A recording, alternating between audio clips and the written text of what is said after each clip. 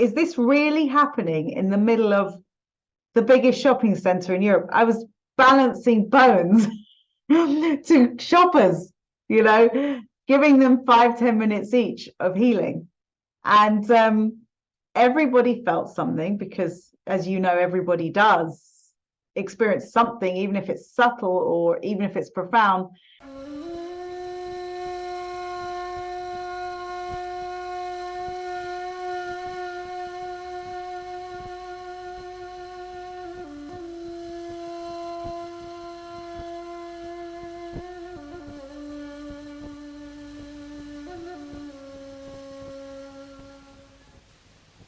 I know that in the life, people are struggling to be present.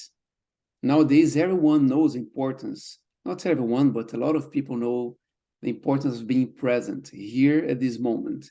What I found out with Quantum Touch is that being present is just a part of what you need to do to use the technique. In other words, while some people are struggling to be present, in Quantum Touch, to use the technique, we must be present, and this becomes natural. Today I have here Karina Grant to speak about her experience. Hi, Karina, how are you doing? I'm great, thanks. How are you? Good, thanks for asking. So Karina has about 20 years of experience with Quantum Touch, and she's a Quantum Touch ambassador, instructor, practitioner. And I'd like to start this conversation, Karina, with this experience you had in a mall. I read on your Facebook. There is a speech in a mall, the biggest one in Europe, right? Can you please tell us about this experience? How was that? Yeah, sure. It was. I'll tell you from the beginning because I think it's part of the story. So we have a shopping centre called the Westfield, and it's a very big mall, and it's everybody in London knows about it. And I was there one day with my family, with my husband and my 2 kids, and we noticed that there was a new, it's not really a shop, they call themselves a venue, an innovations store, where people could go in and experience all the new innovations, technological innovations that they have on offer. And I went in, I said, wow, this place is new. It's different. There's something, the energy in here is different. They're very forward thinking, and you can see that they're very big on experience. And the second I went in and I saw what this place was about, I said to my husband, Simon, I said, this would be an amazing place to talk about quantum touch. This place is buzzing. And he said, yeah, you're right. And I looked around and speaking to the people that worked there, they had amazing energy. And then I just went away. And then I went there again a few weeks later. And I started speaking to one of the girls that worked there. And I told her what I did. And I could feel, so part of this is really, really looking for who you connect with. You can see straight away, who do I have a good flow with? So I started talking to her. I told her about quantum touch. I told her I taught healing and was a practitioner. And she said, wow, I'm so interested in that. And I said, well, it would be amazing to talk about this here because you're all about innovations. And this isn't new, but this is going to be much more mainstream. And you could be leading in bringing, you could be the first place to bring this into a shopping center. And that is innovative. And she said, you're right. Give me, she said, it sounds interesting. Give me your website. So I gave it to her. And she messaged me the next day and she said, quantum touch sounds amazing. Let me send this to our marketing manager. Let's see what she says. And so she set up a meeting. And I want to really, really focus now on the difference. So in who you speak to and the language you use. So when I was speaking to the team leader who was completely open and interested in quantum touch, I could use any language that I wanted, that I would speak the same language I would use speaking to someone who's really into it. When I had a meeting with the marketing manager, I could see straight away she was open, but it wasn't her interest. Using that type of language with her would have completely gone over her head and I would have lost her. So I used language that I knew she could understand, I knew she could relate to. I just talked about stress management and offering people who were coming into the place a bit more information about what they could do to help themselves. And she loved it, you know, because I gave it to her in language that was really, really stuff she could relate to. And then I suggested, okay, how do you feel about actually demonstrating quantum touch in the place? And she said, why not? And then we built an event around it, and we came up with some ideas. And one of the ideas was, let's serve smoothies. Let's make this into a whole thing. Let's play your audios in across the speakers of the store. And so it became this amazing, amazing event. And people came. It was really, really touching because I sent it out to my newsletter list, and a lot of people who have taken the workshops came to support me giving the talk. So a lot of people who love QT came, and they sat there and they listened, and that made me feel, you know, lots of love, and it was a wonderful atmosphere. And then I did something which I kept having to pinch myself and think, is this really happening in the middle of the biggest shopping centre in Europe? I was balancing bones to shoppers, you know, giving them 5-10 minutes each of healing. And everybody felt something, because, as you know, everybody does experience something, even if it's subtle or even if it's profound. And people were gathering round and they were watching. There were 1 or 2 people who walked by and they thought, wow, what on earth is going on here? You could see in their faces that they were confused about why this was happening in a shopping centre. But it was great. It was a 30-minute event, so keep it short, and that's something I recommend. Not too long, keep it short. And I talked about the essence of quantum touch. So again, when I gave the talk, I used language that would be relatable to somebody who wasn't interested in energy. You just predicted my next question, because you were saying that you had a certain language with the team leader, with the manager was another one. And my next question was, how was the approach used with everyone, several different people, managers, you know, team leaders, or just single workers, whatever people there, but the public? Yeah. How was this experience of approaching this with a lot of people? So the example I always give first when I'm talking about quantum touch is, and it's one that probably, you know, everybody teaches in the workshops, but for me, this is the one that if you're going to captivate someone, it's going to be this example. And that is about social entrainment, because everybody can relate to that. Whether they want, not everybody will relate to grandfather clocks against the wall. Some will, some won't. But if you say, have you ever been in a room with someone and they walk in and they're really happy, but they don't need to say anything, but you feel uplifted, you feel their vibe just because they've walked in and they are high energy, people can relate to that. And on the other side of the coin, have you ever been in a room with someone who's feeling really low and they don't need to say anything, but you suddenly feel really low? That example speaks to everybody. And suddenly you see them go, yeah, of course, like people can relate to it. So I start with human examples, in stuff that is relatable to anybody, whether they are interested or not. And from there, you can go a little bit deeper. And so that's the way I present about quantum touch, is I always start talking about resonance and entrainment, but socially, because that's something everyone can understand. So I think that's something that I've learned to do over the years, is know your audience, read who you're speaking to, as in, are they open? Are they not open? You know, are they mainstream or are they deeply spiritual? So, and I tend to tailor what I'm saying to, you know, to whoever it is. in that way. And so I feel that if you're speaking in a shopping center where, yes, I had people who love quantum touch in the audience, so they're already on board. They know it works. They love quantum touch. But when I've got people there who are just browsing the shops and just walked in and may have never heard the word energy before, I felt it was really important to keep the language open so that it's welcoming for everybody. And so it's not excluding if you didn't know what resonance meant, or maybe you've never heard the word entrainment. So instead, I kind of use words like mirroring and stuff like that, but explaining quantum touch in a really, really accessible way.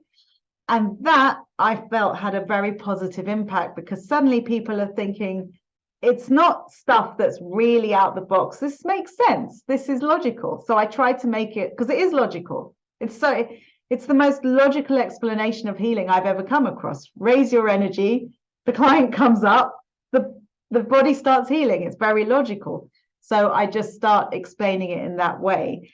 And then if you do that, you don't make it exclusive. So I think it's language. This is a big tip I would say, is whenever you present about quantum touch, for me, I think the language is very, very important, that we use the words so that they're really, really inclusive, so that everybody can tap into what we're saying. I like this information you're giving here, because in the life, sometimes people, they don't care about how the message be transmitted. Just go, I have the message and I speak, and people don't pay attention to this detail. And it is very important. So the nicest thing of that is that with quantum touch, if someone is on a low vibration, you can immediately help the person, right? This is very nice. And this is part of different uses of quantum touch. And I'd like to discuss about that afterwards. But now I'd like to know some interactions you had, some stories that happened there. And how was that? Some things, if you aligned bones with people, how was that? Yeah, it was amazing. Well, I've just remembered something I wanted to add in, if that's okay. So yes. A very popular word at the moment here in the UK, I don't know about around the world, since lockdown, lots of people are talking about burnout. And burnout basically meaning that people are overworked and they feel exhausted. And it's a very big buzzword here. And I talked about how with quantum touch, that doesn't happen. And I think it's really, really important when talking about quantum touch to say that, because, you know, exhaustion doesn't happen with quantum touch. We feel energized. And I talk about why. Because we are using specific breathing techniques. We're learning to focus our mind and our emotions in ways that, rather than us feeling exhausted after working with someone, we feel really, really energized. And I think that got people's attention, and that's when they came to kind of line up and experience it. So I would really recommend talking about why with quantum touch we don't burn out, and why even just giving quantum touch gives us that extra energy. And so when people came to experience quantum touch in the shopping center and they're lining up, they didn't necessarily say, please, can you align my bones? What they all came with is pains. Everybody had some type of ache or pain. And that they were most interested in having help for their pain, more so than the bones aligning. And it was interesting because they thought, okay, if I can get a quick bit of help for some pain, I will. And so if you are in a position where you're offering something, I would say 5-10 minute sessions. If you say, I can give you some help with the pain relief, you will get people coming to have a go. So people's experiences ranged from, oh yes, I felt a little bit of tingling, to the other extreme of, wow, I felt, loads of energy, and people had a lot of energy moving. And also when you've got a crowd of people watching, as you the energy really intensifies. It's not a normal situation to be in that environment in the middle of a shopping center. And so a 5-minute session was actually very intensive because of the environment, because of the people watching. So every single person felt something. I had one man who was asking if he could film so that he could send to all his friends because he thought it was the most interesting thing he'd ever seen.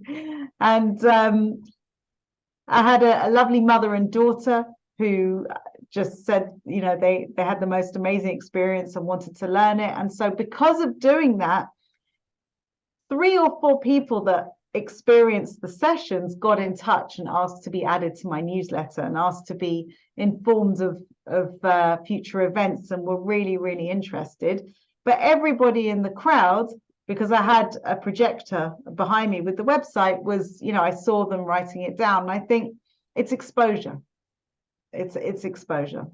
Yes, and it is interesting when you say that when you were there in this situation, talk about the work, it was really facilitated, and only 5 to 10 minute session was sufficient.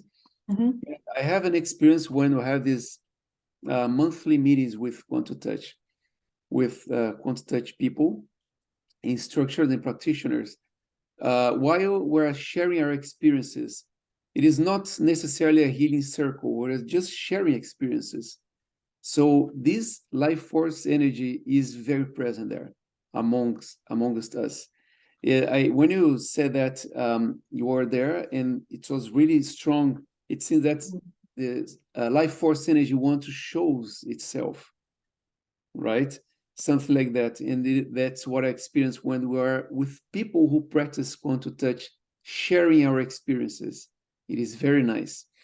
Something else I'd like to ask you is about, in this book, Quant2Touch 2.0, The New Human by Richard Gordon. He explores these different uses of Quant2Touch, because you are saying that you are offering short sessions for a pain relief, fast pain relief.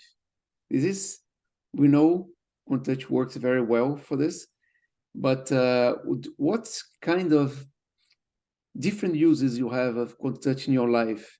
For example, like with the music, I'm playing the piano and sending energy to people, or if I'm in a stressful situation, someone upset, in a bad mood, I send the energy.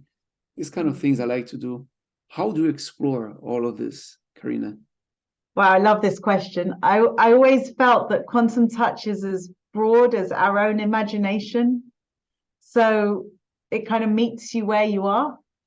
I'll give you some examples. So, I mean, sometimes, for example, if I've just finished teaching a workshop, or I've had a lovely client session, and I'm in this amazing quantum touch energy, and then, for example, if I have to go and pick up my kids straight after from school, and I'm going into a place where there's thousands of people on the on the campus and the school, there's a lot of energies, and I've just been in this blissful state. So I will use the techniques. For example, I use a supercharging technique. I'll put a large unan around myself, or I will create an icon of keeping myself in this quantum touch bubble so that I'm only continuing to feel that energy from the workshop or the client session.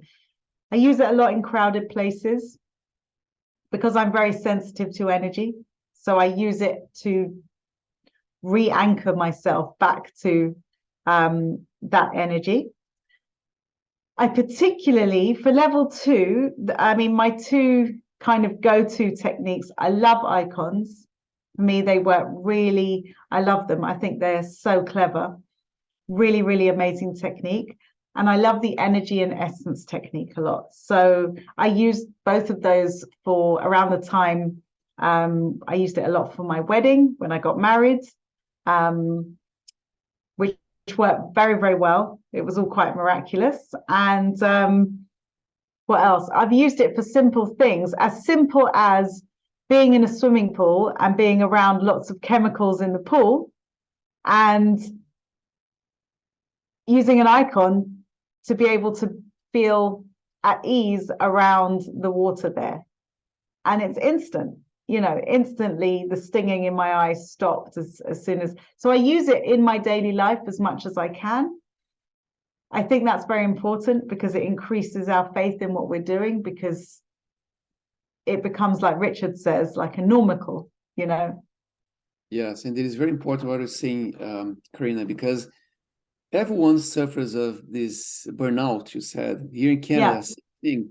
I'm getting this news from the health department of Ontario saying that they were offering psychological treatment for people by phone. A lot of massive information about this, and said, what's going on? Because I was not touched by this. In a certain period, I was not happy with lockdowns and things like that. And immediately I started running energy, and not only for myself, but by running energy for clients and family and friends. This amplifies our vibration. We're touched by this energy immediately. But what you said, it is by itself a very, very important reason, in my opinion, for someone to learn quantum touch, even for themselves. Because if you're in a crowded place, in a fair, there are a lot of things happening. You can be affected. Sensitive people or non-sensitive people, they don't realize what's going on. So if we have this way to be in a bulb, and this is real, a bulb of energy, this is already great reason to use this technique, right? Definitely. It's weird because when I go into the school, I feel like I'm going back to school. It evokes this feeling of me of and so I put this I just immediately I'm in an icon, or I'm in an unan or something, and I'm like, okay, it's fine, but that's because there's thousands of people there, and if you're energy sensitive, that's a lot. So for me personally, that works amazingly well. I used it another time. I used it a lot in lockdown. There was one period of time where I remember feeling disconnected from family and friends. It was like really intense part of lockdown, and thinking, I just want to feel like I'm in a social gathering with all the people I love and we're having a great time. And I just thought, okay, what is the energy and essence of that? And I did the meditation, and it was amazing. I thought, my gosh, I felt great afterwards. I felt full of love. I got the energy hit that I needed to feel that connection, to take me from one state to another state. So I think there's a lot of talk about mental health at the moment, a lot of talk, and quantum touch can blend so beautifully into the solution of that for people as well. So that's something else. This thing you did essentially was when you were not close to your family. You were bringing to the present moment the essence of love. When you are surrounded by your loved ones, you have this love in the environment. You brought this love, the sense of this love to the present moment. It is what the immediate cure for this sensation you were feeling. Yeah. And this is very important. I like to say that in quantum touch, you really work with this vibration of love. This makes a difference. And when you were in this experience exposing quantum touch, there are people who don't like and don't respect energy work. Even nowadays, in the 21st century, right? People don't like it, don't believe it. I'd like to ask you, when we are going to do this kind of experience again, perhaps in the same place or somewhere else? So I've got an exciting one coming up, probably in a month's time. Somebody I taught quantum touch to is doing a master's degree in art, and she's doing something really cool. She is making something ceramics, and then she's going to charge it up with quantum touch, this piece of art. And she's writing her dissertation about, she's got two pieces of art. Will people come in the exhibition be drawn to the one with energy, that has been charged up with energy or the one that hasn't? Will it make any impact? So when she told me about this, I said to her, would you like me to come and give a talk explaining more at the university about what it is you're doing? She said, yes, definitely. And so I'm going to give a talk at the university about quantum touch, the university that she's learning at. And I am so excited about that. I think it is as exciting as the shopping centre, because this is a university where I'm going to be a guest speaker for her master's degree to the students there. This is massive, in my opinion, because once you start to get into a university, you get into one, you don't know the domino effect. It means that we are taking this incredible subject from being, outside of the mainstream box, but bringing it into places that are mainstream.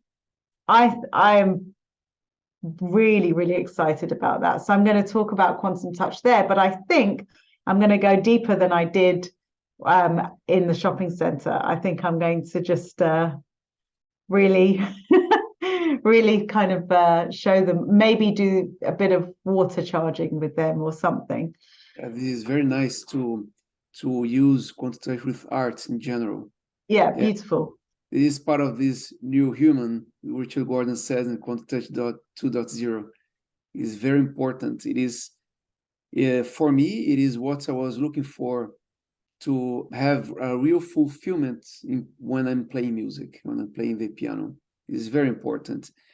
I hope more and more people having this taste in the future of fulfilling the arts in general, like an artist, in using quantum touch.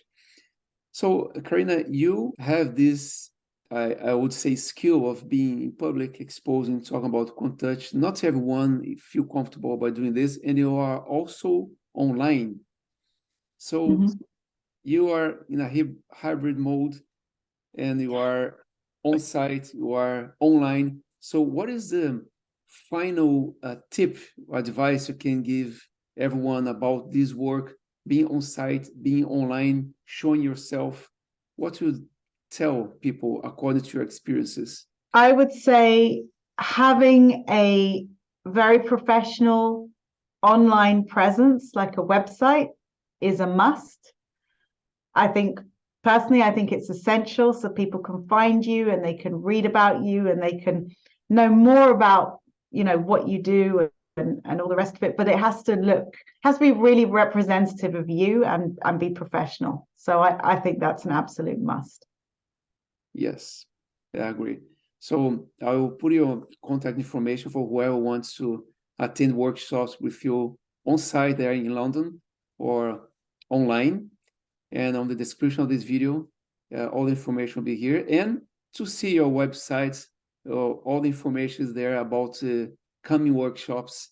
And I guess even the speech you'll be doing in the near future, you put there, right? Absolutely.